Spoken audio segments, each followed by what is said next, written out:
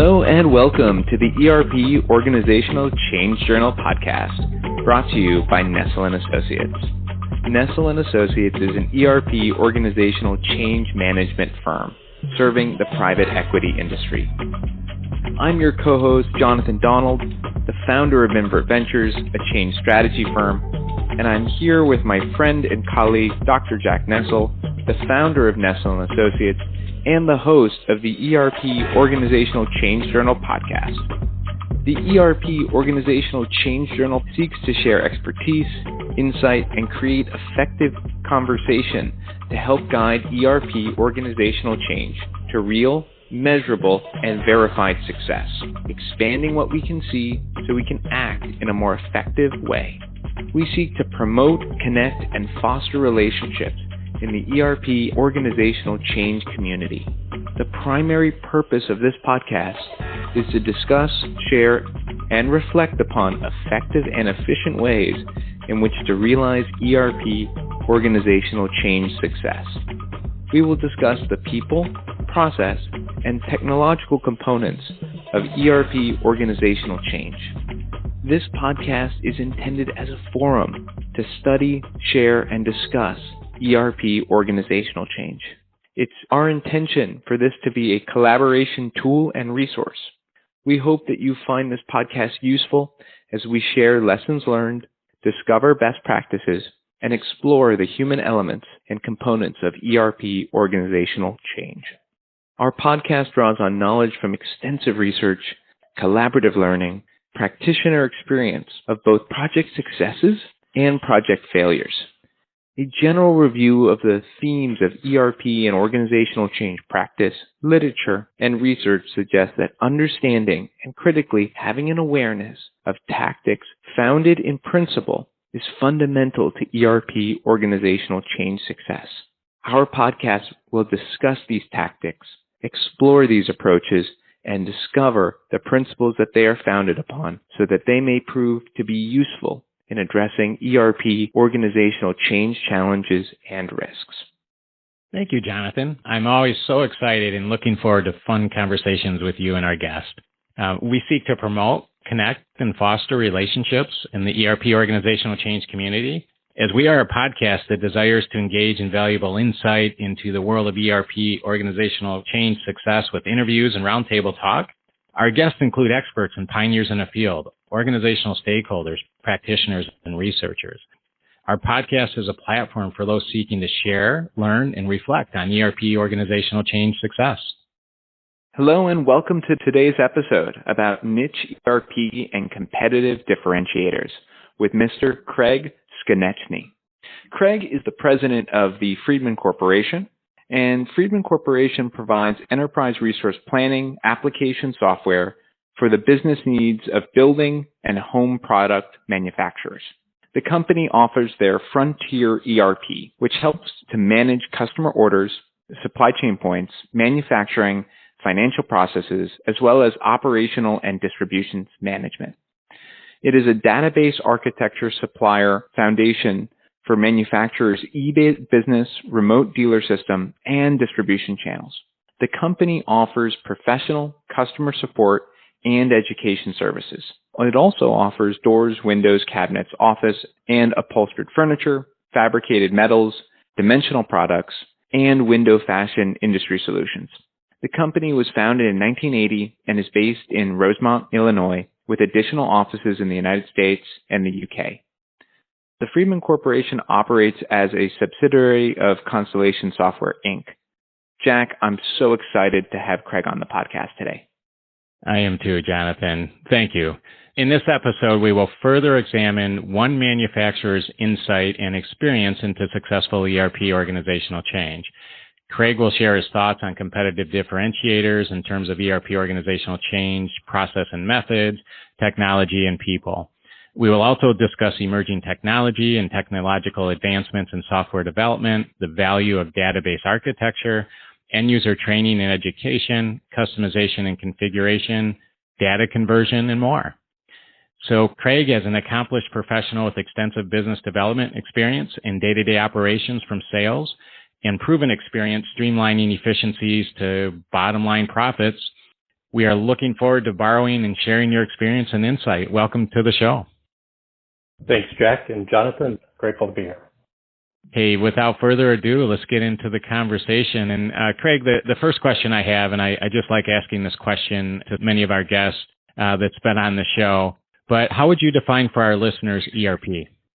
Outside of the common knowledge of it being an enterprise resource planning solution, we like to carve out from the frontier aspect. Our ERP software is ideal for manufacturers who design, build, modify, and or assemble products to order. That's thanks to our configurator at the heart of our software. The frontier application really helps companies work smarter. And thus, to answer your question of who we envision an ERP solution to be. Craig, I want to actually dive into that because we've asked this question many times and I've never heard that answer. So when we talk about frontier ERP specifically, what is it that is the core that's serving the assembled home goods area that made to manufacture clients? Because you're pretty clear on who your customer is.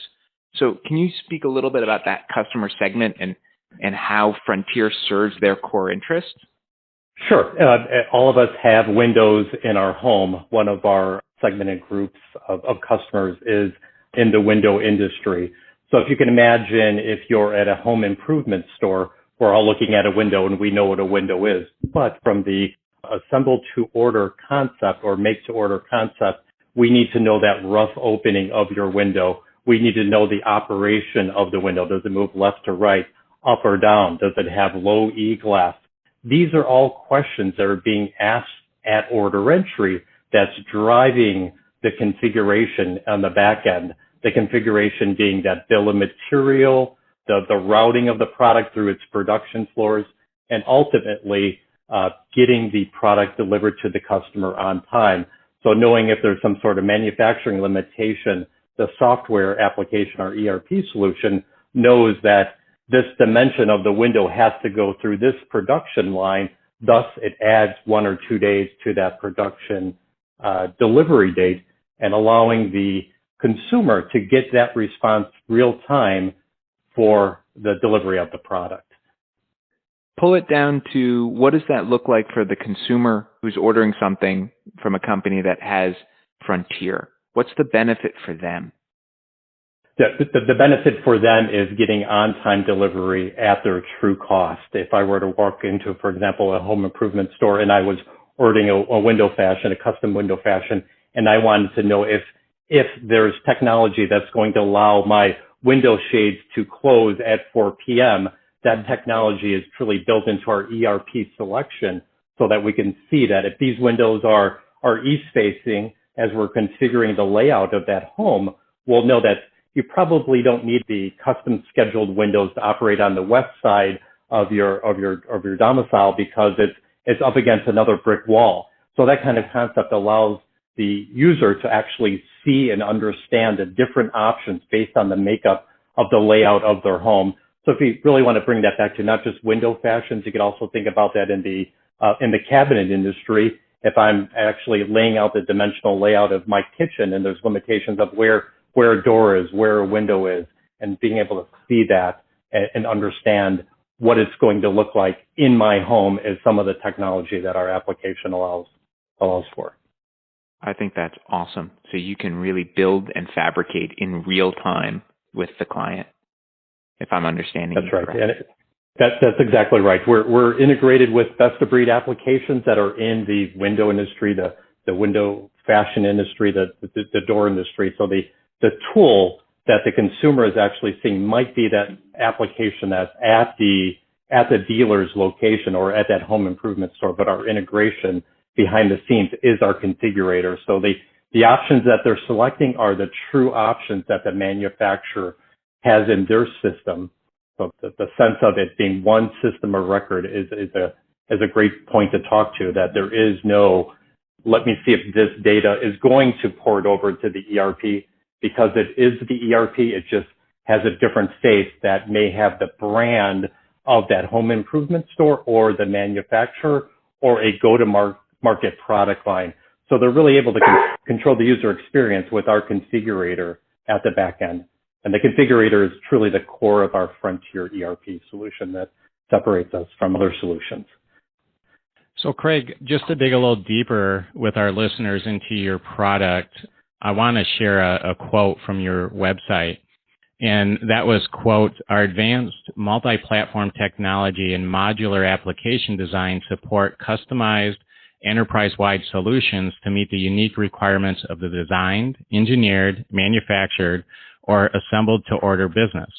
As integrated single database architecture supplies the foundation for your e-business, remote dealer systems, and distribution channels," end quote. Can you explain more on the value of a single database architecture and maybe the exact database that you use and why? Is that something you can share with our listeners? Most definitely. What I would like to reinforce is that it's a single point of truth. It's one database data set. That database being a DB2 database that resides on the iSeries. We have a series of technology that's through web services, stored procedures, and APIs, we're able to take advantage of that one system of record. Though it's being housed in the manufacturer's ERP, we allow through these web services you to port in and actually access that data.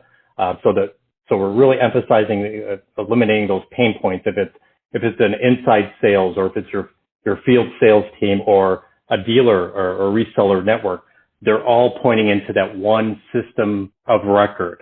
Thus, there isn't a disparate system that has to bolt on to our ERP. We're offering that ERP and that integration to another application.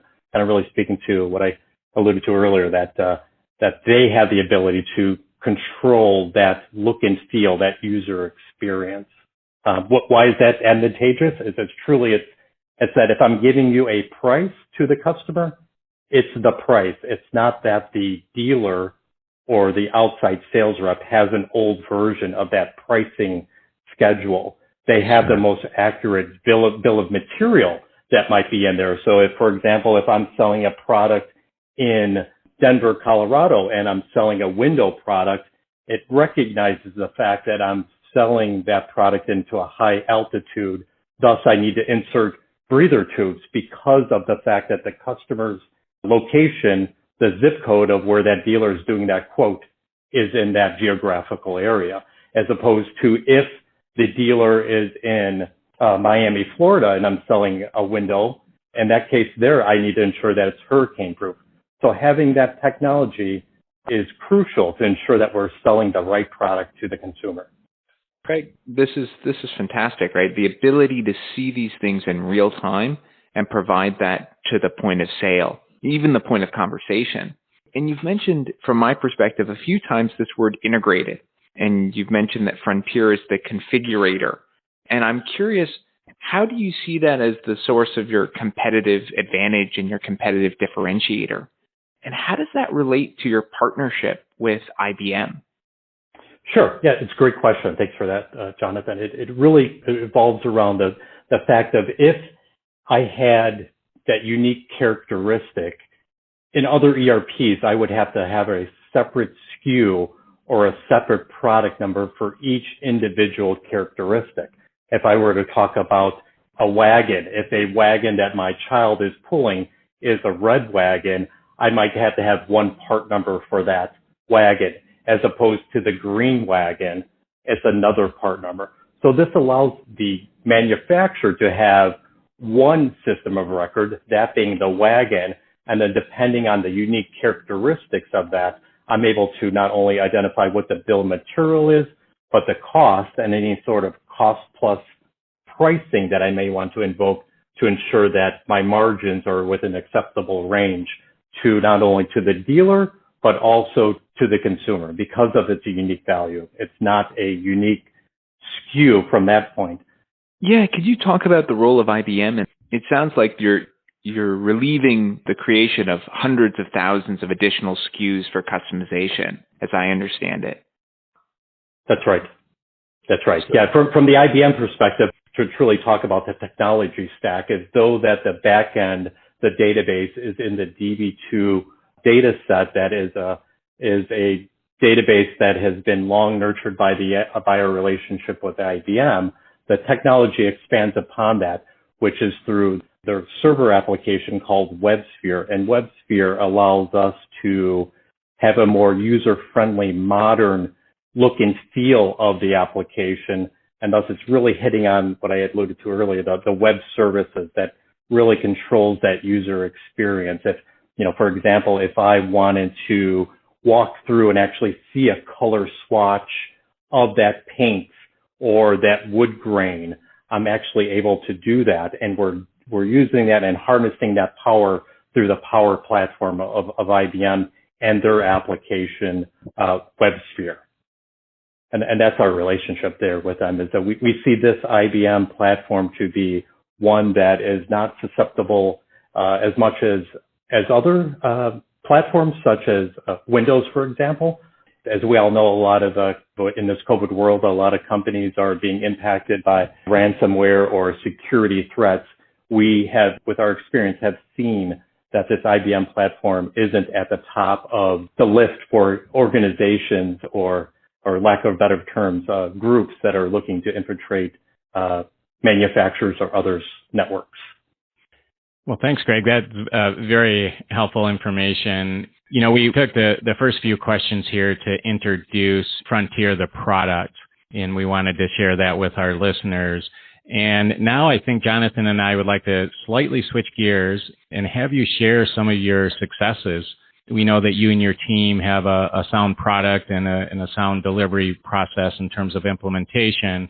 So we want to borrow some of that experience from you. So we'll switch gears and talk for a few minutes about process.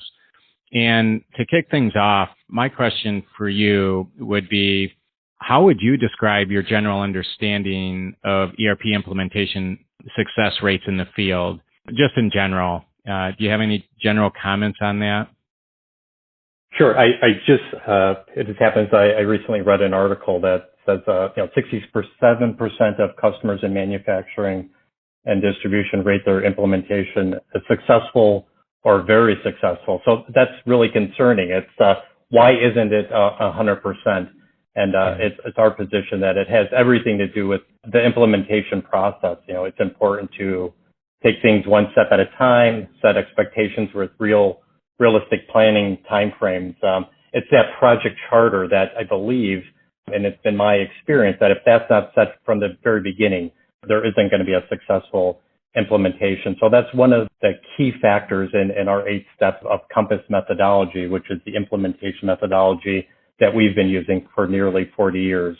It's to set truly those objectives and goals and finding ways to measure that metrics and revisiting that every step of the way as you're implementing the ERP. It's like anything else. A project is not only owned by the ERP software vendor, but it's by establishing a steering committee within the organization so that they have ways to see as we're progressing through the project that those milestones are being met and understanding what those hurdles and pitfalls are in a constant basis. So we're always working through that process, and through our Compass methodology, we have what we like to deliver at key milestones, a process assessment document, which is, it's the truth, it's the fact, it's not hidden behind any sort of cultural or political barriers. It's the data. The data is the one set of truth that speaks to where we are with the project. We see that as being one of the key factors in measuring the success of that and really getting that above that 67th percentile for our customer base.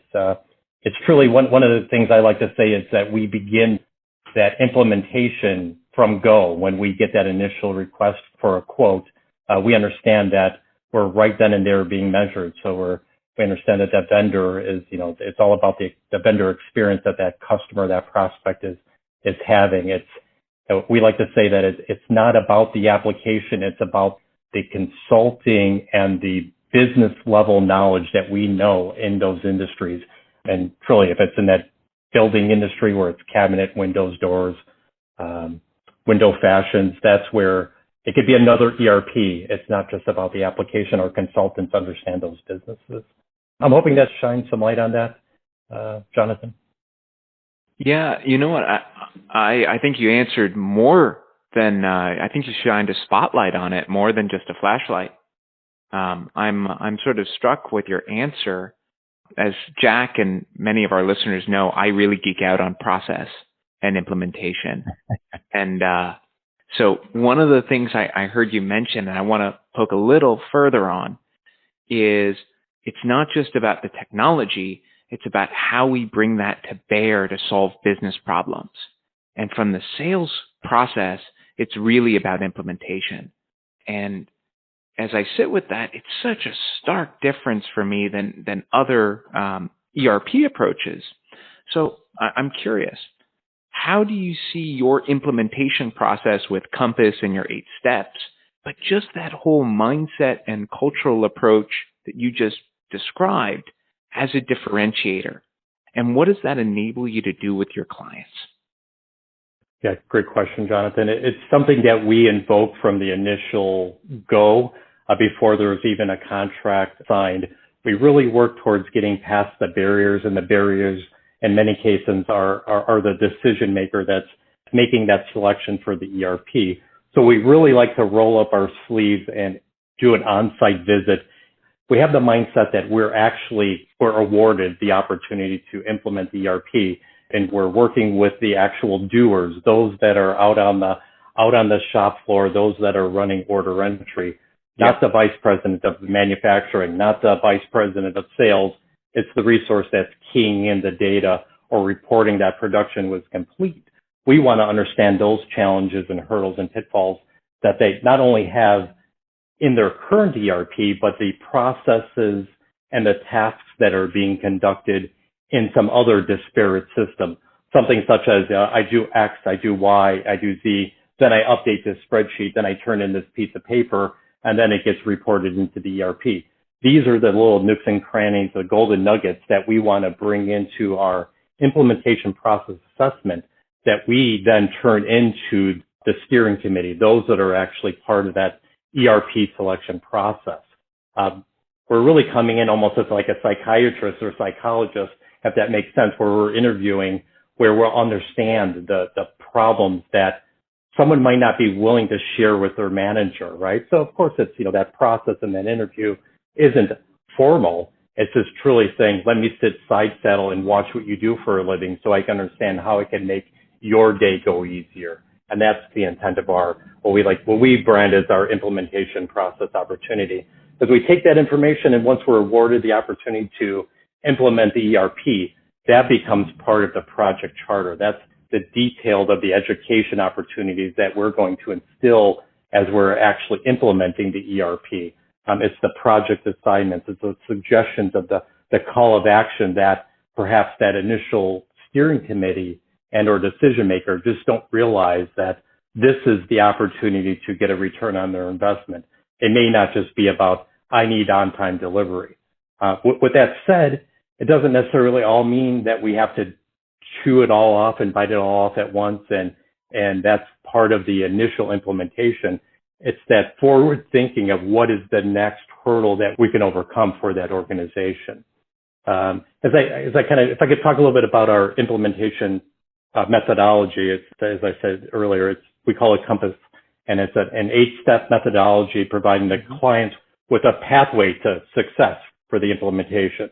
The program, guides for the development and implementation through that steering committee, those stakeholders, those subject matter experts, those that actually have the authority and the power to make things happen, but all along realizing that they're all part of that project team, that if there's any hurdle, they understand what that hurdle is. So that's part of our Compass methodology, where we're constantly feeding them that process assessment through what we call a PAD document so they can see where we're truly at with that. So it's giving them a framework to educate their team as they're learning and they're implementing the software. One of the big things that we like to do is I've shown you how to do it, but let me have you write a how-to do that task. If it's how do I cancel a check, how do I post a voucher in your ERP solution, that one subject matter expert needs to be able to educate others within their organization. So that's one of the things that we like to do, though it may seem a little old school. It's writing that document that standard operating procedure, which an organization may not actually have within their processes today. But during that implementation of the ERP and after, they'll be able to onboard additional resources with those standard operating procedures. So all the way through from the soup to nuts, the cradle to grave, these documents and education are happening by the nature of the implementation of the ERP application. Right up into the point of where we would conduct a conference room pilot. That conference room pilot generally consists of, it could be a 1 day's worth of orders that were put into that legacy system, running that simultaneously into our ERP, or it also could be a week's worth. It truly matters.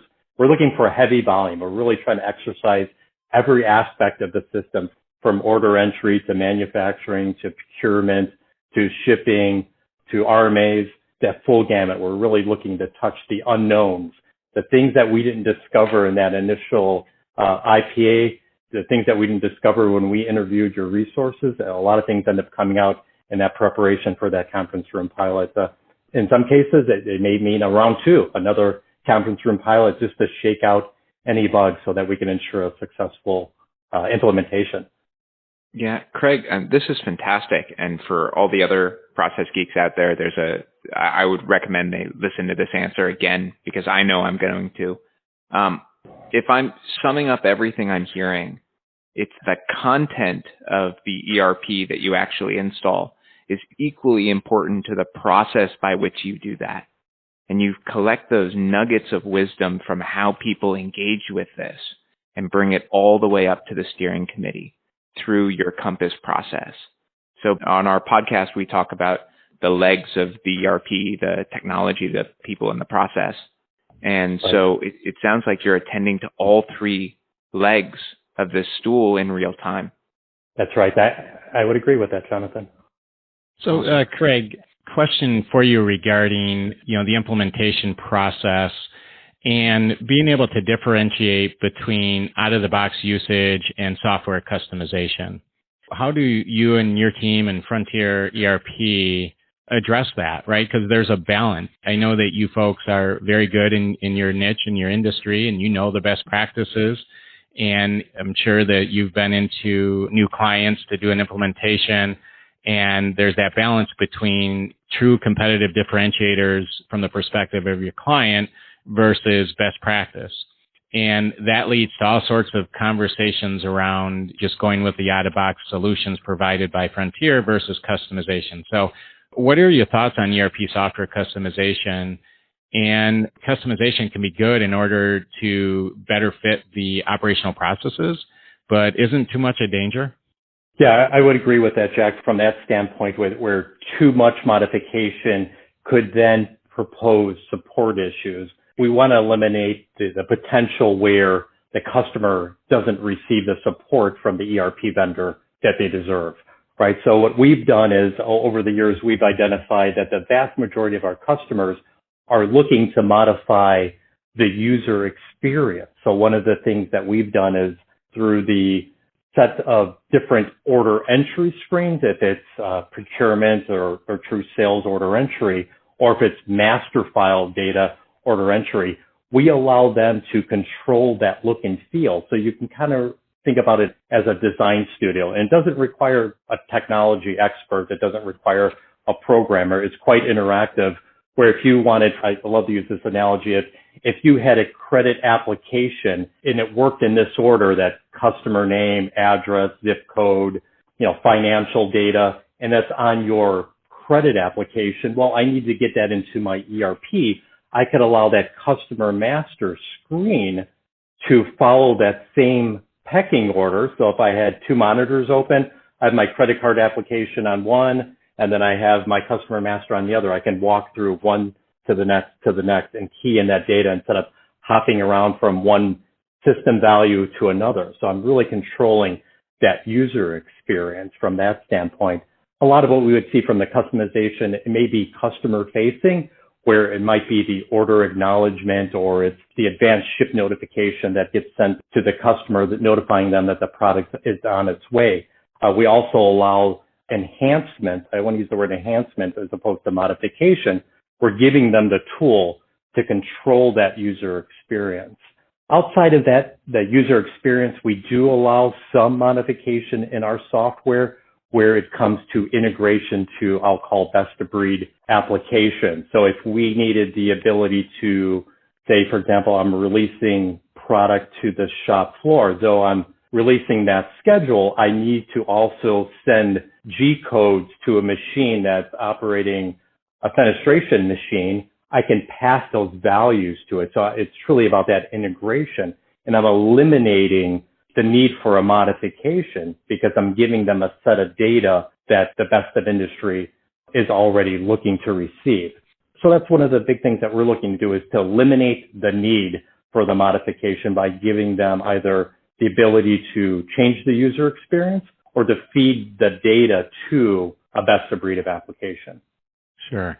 Craig, one of the things in my formal research, I've been fortunate to study many different ERP vendors and their implementation methodologies. And I was speaking to one ERP vendor executive lately, and the way they see it, they actually have a number, a percent, where they say, if we go in and we do our due diligence and our discovery, and we see that there's a certain percentage of customization, we're not willing to go over that because that either means, one, we're just not a good business modeling fit for the organization, or two, they don't agree with what we would call standard best practice, right? So they have this allowance for customization, but their perspective is if there's too much going over, and they gauge this, they have a way of determining what percentage of their product has to be modified. I guess approach is that if they go over a certain percentage of customization, it's just not a good fit on either side, right? It's either too much customization, you're not taking advantage of the best practices, and you're going to have other issues with customizations and maintenance and that sort of thing, or we're truly just not a good fit for you in the way that you run your business. What are your thoughts on that? And would you say, if not formally, do you have some magic number, 1%, 20% customization, or somewhere in between, that if you find yourself in that space where the customer is requesting a lot of software customization, that it's just probably doesn't make sense? Yeah, that's a great question, Jack. I honestly don't know the percentage of net new opportunities that come our way that we weren't able to identify a modification that we would not consider for base functionality. So one thing that we have done with our existing customer base, if there's an opportunity that's good for the common user community, we'll definitely be looking to add that to our base functionality of the application. If Sure. It's a situation where the software change that they're asking to be made, we, of course, would allow that. We would create a hook or an endpoint that would allow them to get the data, perhaps, that they need out of our database and feed it to their custom code. But that's truly where I would see the line to be drawn. It would not be part of our base software application. But as far as the percentage, I really don't have a gauge of, and it's because of the fact that I don't have that at my fingertips, it isn't a high percentage of net new opportunities that have come our way where we weren't able to find base functionality that would fit the business problem that they're trying to provide a solution for. Sure. So, Craig, next question I have is, how important is accurate data conversion, and how does your team work to ensure that during the ERP implementation process? Information systems is all about data, and data has to get in there in some way, shape, or form, whether it's from QuickBooks or Excel or from another ERP system. But how important is that process, and how important is it that accurate data conversion takes place? So it's paramount that we have that data, that the data is integral to the process. We could, of course, manually key in that data, but it's an integral piece of having that initial data set getting into the application. One of the great things I love about doing that is getting that data out of the legacy system. It allows us to ask the question, and the question is always why. Why do I need this data? You may have an organization that has millions of SKUs that are in their legacy system. Why am I porting that over to the new ERP? So it truly welcomes I'll call it a housekeeping opportunity. So not only for, let's call it product, any master file, if the customer is no longer a customer of ours, a vendor. We're no longer doing business with them. We're no longer selling that product. It allows us to do that initial cleanup, that housekeeping of that data. Getting that data into the system is truly one of the first steps that we would be looking to exercise in our Compass methodology, because of all of the facts of having that data is critical to the configurator. I need to know when I'm choosing that product, and that product being a color, a piece of material, a dimension, I need to know which part to call. Without that data, I can't move forward. So it's really an important piece there, Jack, to have that data and to have the integrity of the data to be right. Absolutely. Thanks, Craig. You know, we talked a little bit about this idea of customization versus out of the box. And, you know, I think that balance has everything to do, or a lot to do, with finding the right ERP system, right? So the right ERP selection. And, you know, I think the fact is that ERP vendors such as yourself, you have true differentiators, and that's what we like to share with our listeners. And, you know, you folks have your Compass, you know, your 8-step implementation methodology, and you have some other differentiators with your technology, and we'll get to some of those here in a couple of minutes. But would you agree that ERP selection is one of the most crucial decisions to be made during an ERP organizational change endeavor, and why? Yeah, I would definitely agree, Jack. It's less about the ERP selection and more about the willingness to change, you know, getting clarity around the organizational goals. It's what I was attempting to speak to. It's that project charter. What am I looking to provide a solution for? Am I looking to have a better go-to-market strategy so that my customer, my consumer can be in their living room making that selection? Or do I require them to go into that big box store to make that selection in order to get to the selection of the product that they're looking to purchase? So it's more, in my mind's eye, about the willingness to change and identifying what's part of that project charter, what that initial return on investment is going to be by going to another ERP. Otherwise, I should just look inward as to what else I can change within the organization outside of just the ERP selection.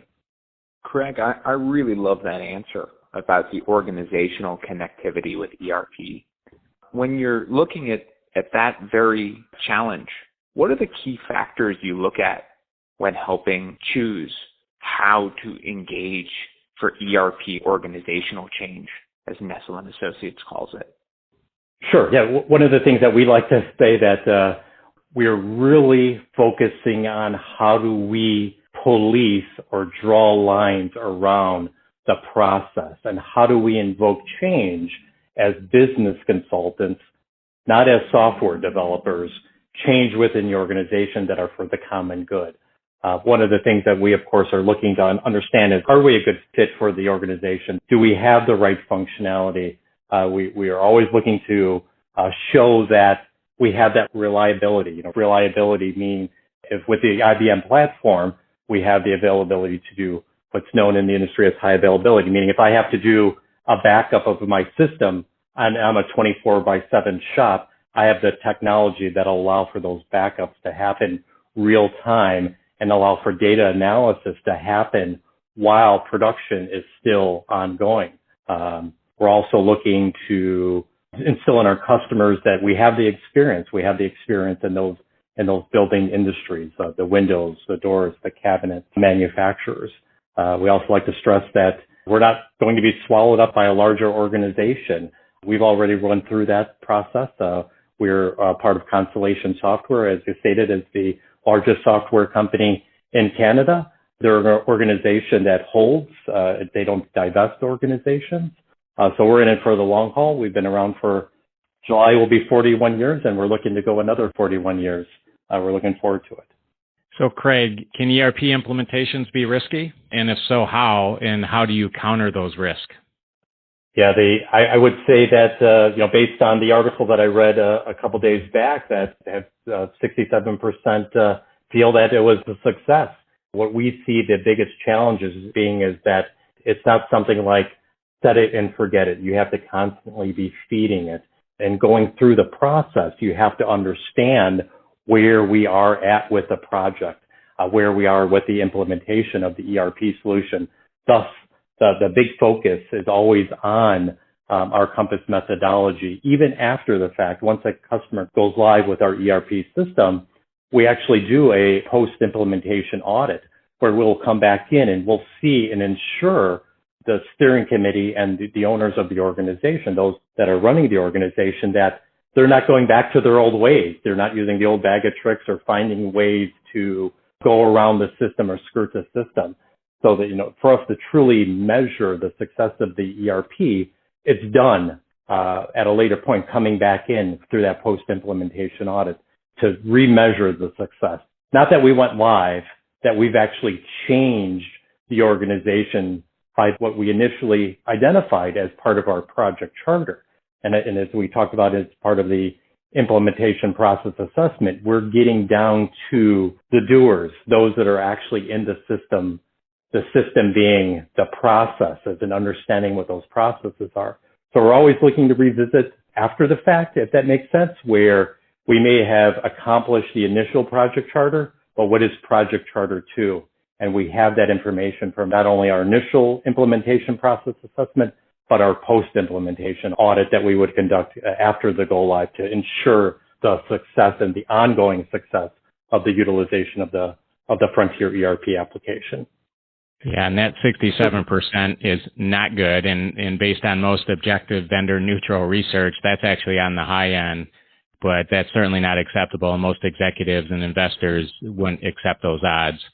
So yeah, the ERP implementations are risky.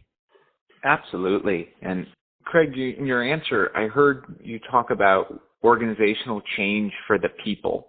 So let's turn to this section now in our talk around people.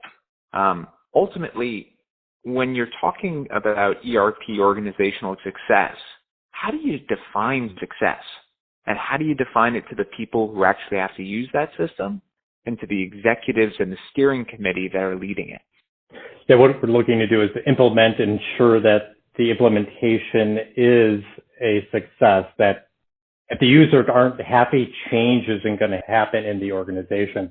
So it really becomes part of that initial review of what the users are doing from the beginning, understanding what they do well in their current ERP or outside of the system, and putting a project charter to actually ensure that we're delivering upon that.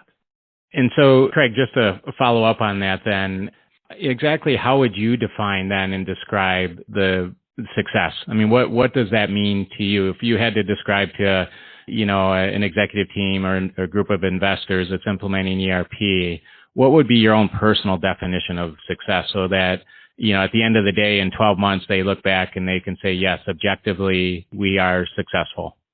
Right. It would be identified within that project charter. So if we're looking to, for example, have an e-commerce solution, knowing that implementing the e-commerce solution of our ERP is going to, the return of investment is going to be X, knowing where we've met, did we meet that goal? Did we exceed that goal?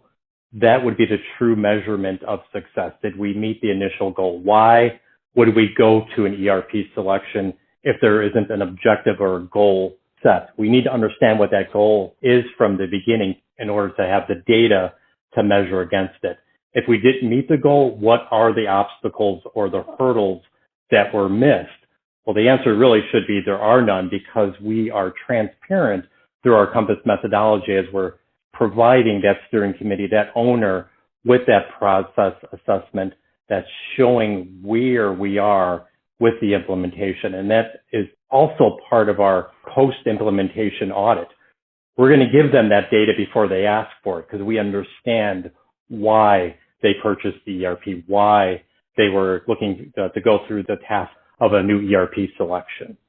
So your definition of a success would be, and I just think this is an interesting topic, your definition of success would be, and I really like what you said with your approach with being objective about it, right? And that's using KPIs both pre and post implementation. So, if you sit down with your steering team committee and you say, okay, our on-time delivery or on-time completion or whatever those metrics may be, our downtime, is X number now, and post go live, we have a better system in place, better business intelligence, And we've seen that all of those KPIs have increased, right? So maybe it's something simple like our time to close month end. We're going from 2 weeks to 2 days or whatever it is. So you're using very objective metrics that you compare both pre and post implementation to help gauge this idea of success. Yeah, agreed. Yeah, it's a great way to summarize it. It's those key performance indicators that are going to tell us that this was a success. And it could be not only the initial implementation of the ERP, but I love to call it those after the fact. It's those golden nuggets that we've identified during some of our initial audits, interviews with the user community to understand where the organization should perhaps expand those KPIs that they may not be measuring today. Great example that you offered there is that on-time delivery. And I think we kind of started the conversation off with that is if I'm the consumer and I'm in a big box store and you tell me the product is going to be here on May 7th, well, it better be here on May 7th. Well, how do I ensure that I'm able to meet that promise date? There's so much that pyramids or spider webs behind that's happening at that manufacturing side. It could be to the level of, is my vendor delivering my product on time? Well, how do I ensure that I'm able to measure that KPI? If, I write something down on a piece of paper and then I turn it into the shop floor supervisor, and then when he gets to it, he can key the data into the ERP, as opposed to with an ERP system such as ours, Frontier, I can do it real time. I have barcode technology where I can scan that right off of the brown truck, showing that the product is delivered. So I could actually measure that and see my true on-time delivery using the technology that I have today. Sure. So what we're always looking for is ways to, if you're doing something more than once, you should always be looking for ways to automate it. And that's why you should, leverage technology, right? Yeah. Craig, so I want to put you on the spot a little bit. So if the company's KPIs, so let's say their definition of success is based on KPIs pre and post snapshots. And if I implement an ERP and according to the metrics, so my on-time completion, my on-time delivery, all those numbers went up, and per my KPIs, I met that goal. But what if it took an extra 30% in cost and another 40% in time to get there? Is your ERP still successful? I would definitely say that the ERP is successful. The implementation of the ERP is successful. We would look to understand why it took longer than the initial assembly of the implementation. There's always learnings that happen. It's that information that we didn't get initially, and we're looking to bring that to the steering committee as soon as possible so that it isn't the elephant in the room. That's part of our Compass methodology. We're feeding that information to the steering committee, the owners of the organization, so they understand that this project is taking longer, that it does require additional information, such as, we realize now that the data isn't able to come out of the legacy ERP, or we don't have the data that we thought we have. So it's all about communication. It's all about openness. It's all about transparency. So we're not looking for it to be the 11th hour to drop that big bomb. We're truly looking to identify ways to, as business partners, to identify those hurdles so that it doesn't become a last minute ask for that. We need more time to implement the application. The long term, I believe we could turn the table and say that had we not made this change, you will continue to pay for it. So you would have to look at it and measure what it would take if you don't make a change. And so that's where we would have that conversation with the steering committee to understand if, from their standpoint, is it a go, no go, change direction, or do we stay to the marching orders to implement that component or that piece of the ERP that's going to be one of the KPIs that they're looking to change. Sure. So Craig, you mentioned, and I know you and your team put a lot of emphasis on training, and you mentioned when we were talking about your Compass methodology that, how much value you put in organizational learning and stakeholder education and training. And in fact, I believe you mentioned yourself that it's not just about the training, it's about the effective transfer of that training to the workplace, right? So it's taken the training outside of the very formal environment of a classroom environment and transferring that out to the floor where it's effective. Can you talk a little bit about how do you and your team ensure effective and efficient training during an ERP implementation process? Sure. Yeah, one of the components of our implementation strategy is exactly that. It's training. We're looking to identify that subject matter expert that could then become the captain of that area so that it allows them to become, by nature, the most knowledgeable resource in the organization about that subject. And it has less to do about what buttons to click in the ERP, but knowing and policing that standard operating procedure of how do I, for example, return product to a vendor. Anyone can create the document that says, click here, click there, then it sends it back to the vendor. But there's other data that we might perhaps want to actually measure. Well, why is it being returned to the vendor? Well, it was scratched, it was dented, it was marred. Knowing that type of information in our screen is actually going to help us measure and build up our KPIs of, is this the right vendor of choice? So this is one of the ways that we're looking to instill, not just by formalized training, sit in the classroom and here's the button to click. It's how do I instill change within the organization and helping the team understand why we're asking for this information is more important to educate than clicking a button. So Craig, you mentioned this briefly about when Jack asked you what happens when a project is 30% over time and budget, how you bring this up to the steering committee. In my world, I often call this course correction. And so it's one thing to alter the course. It's another thing to, in my view, to have your executives and your team realize that course correction is what's natural to happen. So when you're talking about ERP implementation, nothing's perfect in business transformation. How do you set that up in the context of your Compass process, in your mindset, in the way you communicate with your stakeholders? Right. We do part of our implementation strategy. We host and instill within the organizations that we have to have this steering committee that understands the facts of the data. So there's a series of metrics that we're posting that anyone within the organization on both sides can see. So it's not about how do I get over the hurdle or the challenge of communicating this. It's the organization that has the ERP should already be aware and know that there's a chance or need for course directional change. It's not news to them because they're involved in the project, Jack. So we're not looking to drop the elephant in the room or the bomb in the room because they're already part of the project. We're really building a relationship, a long-term relationship with our customer. Without doing that and making that part of our core ERP implementation strategy, it will not be a success. So we're in constant communication with our customers through Zoom meetings, through postings, through chat capabilities, through daily, weekly, and monthly calls, even after the implementation. It really goes back to the communication and the relationship and nothing to do with the software itself. It's all about the business relationship.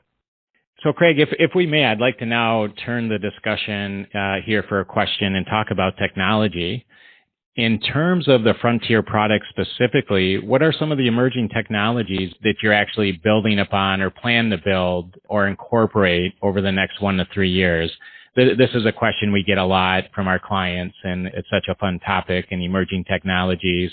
But any thoughts there? Or do you have anything fun or exciting with AI or AR or any other emerging technology that you plan on building into your platform? Sure. It's definitely expanding our footprint in the e-commerce space. We recognize that we are not only the ERP, we're that one system of record. One of the advantages of our application through our web services is giving the consumer, I'll use the term, that Amazon experience, that they're able to see their shopping cart, knowing where that product is actually being delivered. One of the insights of what we're expanding our portfolio is to ensure that they're able to see the product after it's left the door where is it at? Knowing that if it's through that tracking of the product, now that it's left and it's being transferred through a third-party logistics company or another carrier of the like, being able to see where that product is. So we're able to give it from that kind of that cradle to grave kind of concept is one of the biggest components of what we're looking to expand our footprint with. In addition to that, we recognize that we are not the best of breed when it comes to tax validation. So we've aligned ourselves with a business partner just as of recent. So to ensure that no matter where the product is being delivered, that you have the appropriate tax to truly prevent that manufacturer from any sort of state or local audit, knowing that we have that geographical location of where that product is being delivered and calculating that appropriate tax as another application that's emerging. And we have a handful of customers that are using that today. And as every day goes by, we're learning more and more about how that's critical to their business. That, if you were to ask me this question 18 months ago, I wouldn't care about the tax implications, but now it's the problem for our customers. Now it's our problem. Thus, we've worked out a recent solution for that. Not that we are managing the data, but we have integration to that best of breed application. So when that order is coming in from that consumer that might be in Denver, Colorado, or might be in Miami, Florida, we know what that appropriate tax that needs to be calculated for that consumer or that dealer or perhaps the manufacturer that might be selling direct. Craig, this is one of my favorite questions to ask. And in closing, if you had to distill down your experience, expertise, success, and challenges in this field into one or two sentences of advice for our listeners, and that can be everyone from organizational change practitioners, PE professionals, change researchers, and implementers, what would you tell them? What would you want to share? Yeah, that's a great question, Jonathan. I think it all starts from why do I want to change? It's inevitable that no things are always going to be the same. I need to adapt to the new environment. The organization may need to change. And if I need to change, how do I ensure that I'm able to draw a box around that change? Thus, the selection for an ERP solution that perhaps allows me to adapt a bit from that user experience on the look and feel of the application because I'm moving from one system to another, but still being abide by that initial need to change, whatever that KPI is, what that return on investment is. How do I ensure that I'm making that change? Software technology provides that, but without the buy-in from the top down, change will not happen. So I think I would summarize that it ensures, in order for any project to be a success, ERP implementation, you need to have buy-in from the top down within the organization to make it a successful ERP implementation. Great insight. Craig, thank you so much for your time today. We really appreciate it. And for our listeners, please check out www.friedmancorp.com. Did I get that right, Craig? You sure did. Thank you for that. And we'll put links in the show notes too. There's some great literature and information that we'll share. Craig, we wish you and your team the best of luck and continued success. Again, thank you so much, and be well. You as well. Thanks for the opportunity to speak to you guys and your listeners. Thanks, Craig. Listeners, thank you for joining us on today's episode. We are incredibly excited and grateful to have friends, colleagues, and mentors join us on our podcast. We have an incredible lineup of guests, including ERP and organizational change speakers, authors, professors, researchers, pioneers in the field, practitioners, PE partners, business executives, ERP vendors, and organizational stakeholders. We invite you to leave us feedback and a review because we want to make this the most useful and insightful podcast you listen to, and we need your help to do so. Thank you, listeners, for being with us again this week as we seek to, 1, promote, connect, and foster relationships in the ERP organizational change community, 2, contribute to the field of ERP organizational change, And 3, bring research and practice closer together. Please join us again next week as we discuss the latest ERP organizational change research, practice, and stories. Our podcast will draw on knowledge from extensive research, collaborative learning, and practitioner expertise and experience. From everyone here on the team, Jack and myself, we wish you a great week, and we hope to see you again soon on another episode. Hashtag the ERP Organizational Change Journal. Have a fantastic week. Bye for now.